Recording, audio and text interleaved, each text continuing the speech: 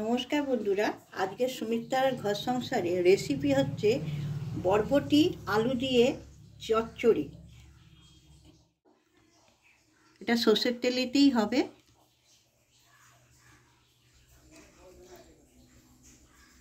বড়ি ভেজে নেবো, এতে বড়ি দেবো।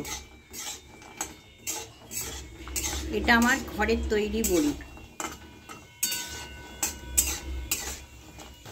আমার বড়িগুলো লাল লাল হয়ে গেছে, এবার আমি তুলে নেব।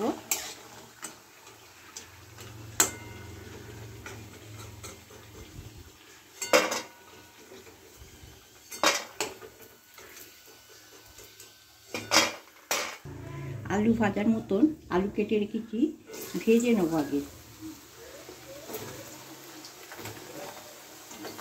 আলুগুলো একটু ভেজে নেব, হালকা করে ভেজে নেব।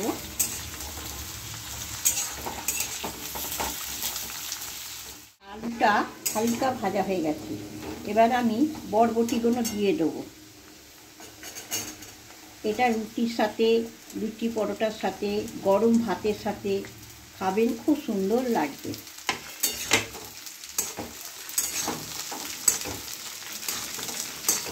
এটা খালি মতন ভালো করে ভেজে নেব। আমার বরবটি আলুটা ভাজা হয়ে গেল, এবার আমি তুলে নেব।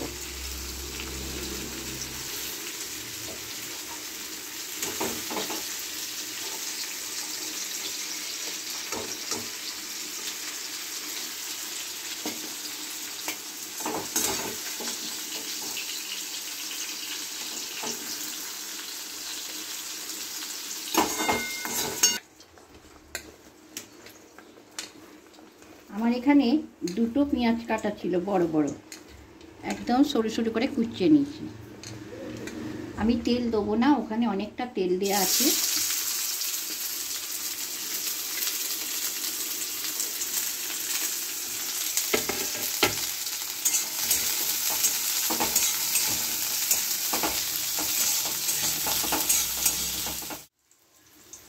আমার পেঁয়াজটাও হয়ে গেছে। আমি আলু ভাজাতেও নুন দিইনি, এবার নুন দিয়ে দিলাম 1 চামচি।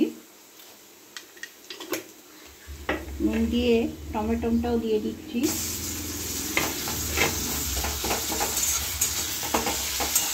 এই রেসিপিটা আপনারা বাড়িতে বানিয়ে দেখবেন, খুব সুন্দর লাগবে খেতে।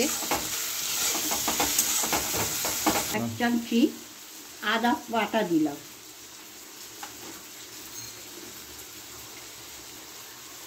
1 চামচি হলুদ গুঁড়ো দিলাম।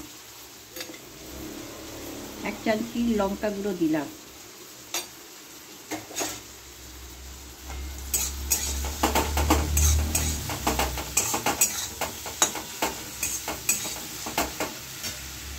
জিরে গুঁড়ো 1 চামচি দিয়ে দিলাম।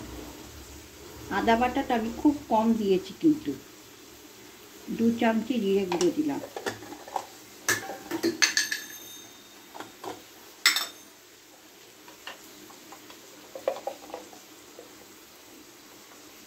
ধনে গুঁড়ো 1 চামচি দিলাম।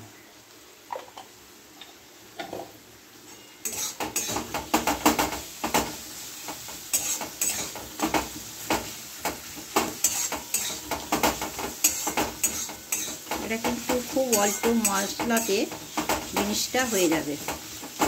আমার কিন্তু মশলাটা কষা হয়ে গেছে, তেল ছাড়া ছেড়েছে। এবার আমি আলু বরবটিটাকে ভেজে রেখেছি, এগুলো দিয়ে অল্প করে কষে নেব।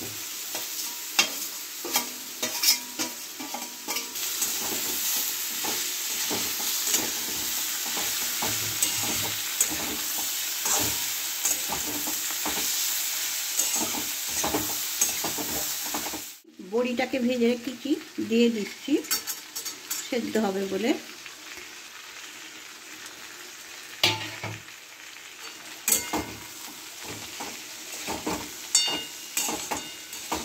একটু আলু বরবটি বড়িটাকে ভালো করে নেড়ে নেব।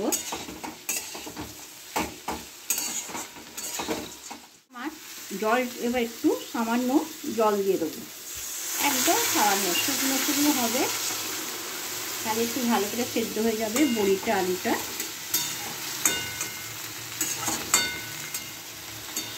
এবার আমি গ্যাসটা একদম কম করে দেব, চাপা দিয়ে 5 মিনিটের মতো রেখে দেবো।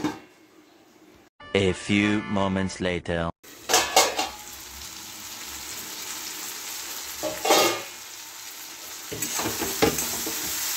আমার একদম ভাজা ভাজা হয়ে গেছে, শুকনো শুকনো। এটা শুকনোটা খুব ভালো লাগবে। রেসিপিটা যদি ভালো লাগে আমাকে লাইক করবেন, কমেন্ট করবেন, সাবস্ক্রাইব করবেন। আরও কিছু যদি কোনো রেসিপি দেখতে চান বলবেন, আমি করে দেখাবো।